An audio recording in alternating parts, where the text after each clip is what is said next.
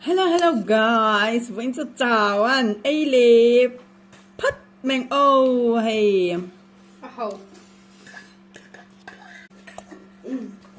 tuy khóc mẹ chào.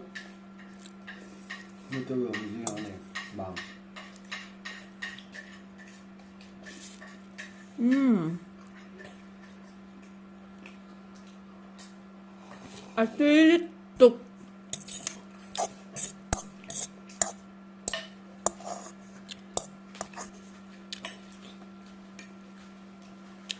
lại darli rồi tôi hay chun thilกันấy về chả anh ấy guys.